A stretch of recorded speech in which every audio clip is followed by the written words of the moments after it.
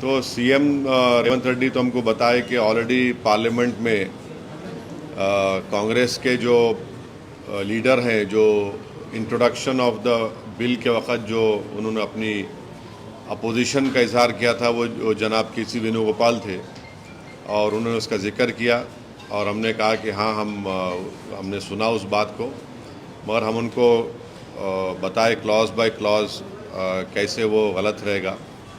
तो फिर वो बताए कि उनके ही ऑर्डर पर यहाँ पर जो तेलंगाना में एक्स मिनिस्टर और कांग्रेस के जो सीनियर लीडर जनाब शब्बीर अली साहब हैं, उन्होंने भी एक कंसल्टेशन रखा था। तो उन्होंने बोले कि हम पूरा इसको और पढ़ेंगे और उनकी पार्टी की जो सेंट्रल लीडरशिप है उनसे भी बात करके ये तमाम आपके कंसर्न्स उन तक हम पहुंचाएंगे। हाजी शहजाद अली के डिमोलिश सेल्फ डिक्लेरेशन एक क्लास है वो उससे वजह से मिसयूज हो रहा है, आरोपण है, उसके बारे में आपका पॉलिसी? तो देखिए, आपको गलत इन्फॉर्मेशन है। वो है 1995 का एक्ट में। भाई वो फ़ोन बंद करो या प्रेस कॉन्फ्रेंस ख़त्म कर दो यार। 1995 के एक्ट में सेक्शन 40 है सीओ को। जो सीओ के पावर्स है वो हिंदू एंडोमेंट बोर्ड के कमिश्नर को भी पावर्स है, और कोई भी जाकर ऐसा नहीं बोल सकता कि वक्फ है। अगर खबरस्तान दिखा, अगर मस्जिद दिखी, दरगाह दिखी, तो वो तो गवर्नमेंट प्रॉपर्टी नहीं हो सकती ना प्राइवेट प्रॉपर्टी हो सकती। तो वो पावर सीओ को थे।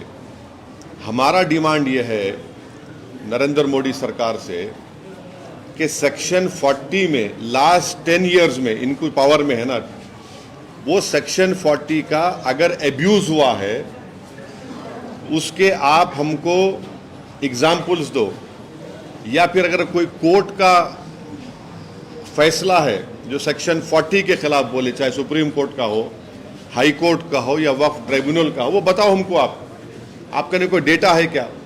बल्कि सुप्रीम कोर्ट का एक जजमेंट है जिसमें सुप्रीम कोर्ट ने कहा कि सेक्शन 40 का सही इस्तेमाल हुआ और आप आगे बढ़ो। वो जजमेंट याद नहीं आ रहा, मगर रीसेंट जजमेंट है सुप्रीम कोर्ट का वो।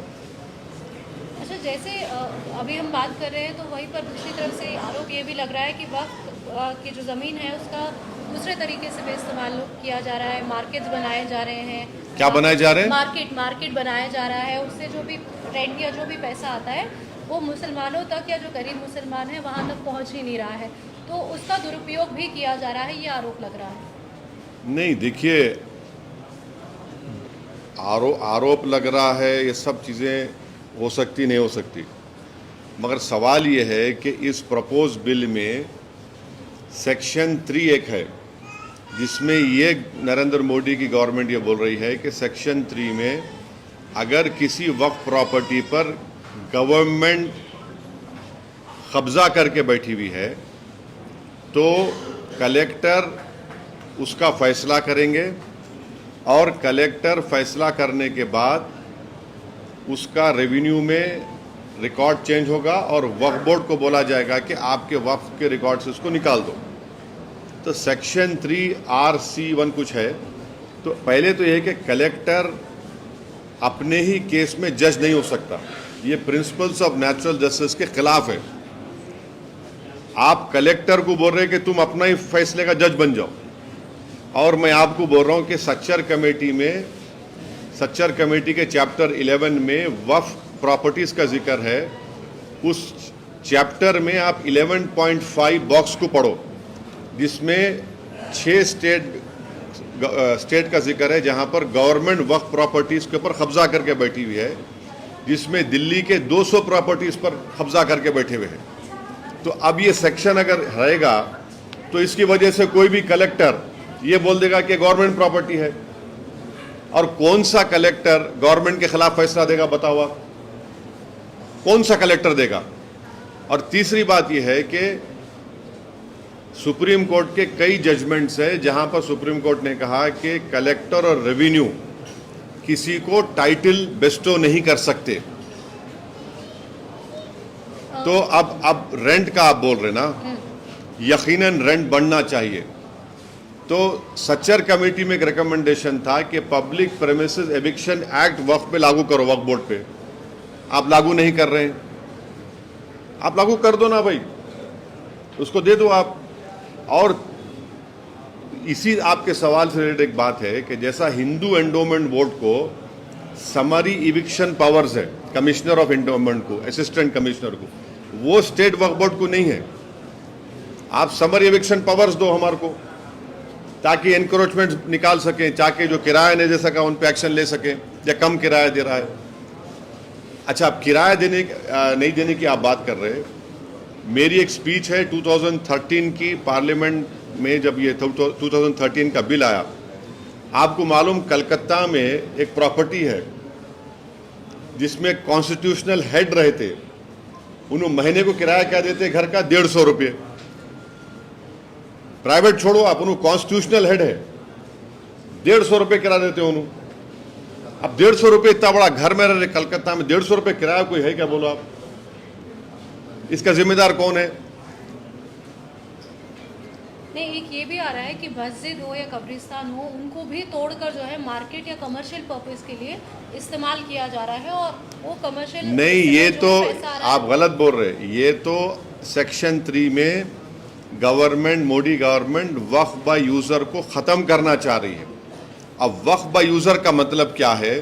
जैसा हिंदू धर्म में बाय कस्टम एंड यूसेज आप उसको मंदिर घोषित करते, बाय कस्टम एंड यूसेज, वैसे ही मुसलमानों में वक्फ बाय यूजर उस वक्त जब मस्जिद में जाके मैं नमाज पढ़ रहा हूँ, वक्फ बाय यूजर हो गई। दरगाह में जाकर कोई जा रहा है, वो वक्फ बाय यूजर हो गया। किसी एक सूफी की खानखा है, वहां पर जिक्र की महफिल हो रही, वक्फ बाय यूजर हो गया। खबरस्तान है, वो वक्फ बाय यूजर है, वो एक्ट है, सेक्शन 95 में एक्ट है। Modi government Waqf by user को निकालना चाह रही है। क्यों निकालना चाह रहे हैं भाई वक्फ बाय यूजर को आप? जब आप हिंदू धर्म में बाय कस्टम एंड यूसेज ये बोल रहे हैं कि it is a endowment property, वैसे ही आप इस्लाम में वक्फ बाय यूजर का मतलब ये कि मस्जिद मेरी है। आप वो इसलिए निकालना चाह रहे ताकि कल जितने यतीम खाने हैं, ऑर्फनेज है, कब्रस्तान है, मस्जिद है, दरगाह के तहत जो ज़मीनें हैं, उन सब को आप बोलेंगे वक्फ बाय यूजर नहीं है, ये वक्फ प्रॉपर्टी नहीं है, इसलिए हम उसका गवर्नमेंट प्रॉपर्टी बोल के कब्जा कर लेंगे। ये सेक्शन 3 का वक्फ बाय यूजर निकालने का तरीका एक ही है। ये पूरा मस्जिदों को छीन लो मुसलमानों से, दरगाहों को छीन लो, खबरस्तान को छीन लो, और दरगाह खानखा के तहत जो ज़मीनात एग्रीकल्चर लैंड पूरों को छीन लो। ये असल मकसद है। और आपको एक और एग्जाम्पल दे रहा हूँ, 1965 में मथुरा में कृष्ण जन्मस्थान है। 1965 में यूपी सुन्नी वक्फ बोर्ड के कंसेंट से मुसलमान और कृष्ण जन्मस्थान के लोगों में एग्रीमेंट हुआ। एग्रीमेंट ये हुआ कि जो मुसलमानों की वक्फ की प्रॉपर्टी थी उसको 8 एकर्स हम कृष्ण जन्मस्थान को देंगे, सुन्नी वक्फ बोर्ड के परमिशन से। वो इशू कोर्ट में क्लोज हो गया। अब 2023 में फिर केस हो गया उसके ऊपर। तो अब वक्फ बाय यूजर आप निकाल लेंगे तो आप बोलेंगे नहीं, ये भाई नहीं मुसलमानों का। समझे मेरी बात को आप? और गवर्नमेंट क्या बोल रही कि अब रजिस्टर करना है, अगर ये 2024 का एक्ट बनेगा, उसको आप जितने प्रॉपर्टीज को, जितने वक्फ है, उसको रजिस्टर करना है। कैसा रजिस्टर करेंगे? बोल रहे कि आप डीड्स लेकर आओ। अब मक्का मस्जिद है, मक्का मस्जिद की डीड कहां है बताओ आप मेरे को? हैदराबाद में 400 साल पुरानी मक्का मस्जिद, उसकी डीड कहां रहेंगी बोलो आप? दरगाह यूसुफैन है, 400 साल की है, कहां से डीड लाएंगे बताओ आप? बाबा शरफुद्दीन की दरगाह है, वो तो 600 साल पुरानी है, कहां से डीड लाएंगे बताओ आप? चार मीनार के सामने एक मस्जिद है, अंदर नहीं, उसकी डीड कहां से लाएंगे? अब डीड लाने का आपके पास जवाब क्या है? अब डीड नहीं लाए तो बोलेंगे नहीं आपके लिए डीड नहीं है, रजिस्टर नहीं होंगी ये। अब रजिस्टर नहीं होंगी बोलते फिर गवर्नमेंट कब्जा कर लेंगे उसका।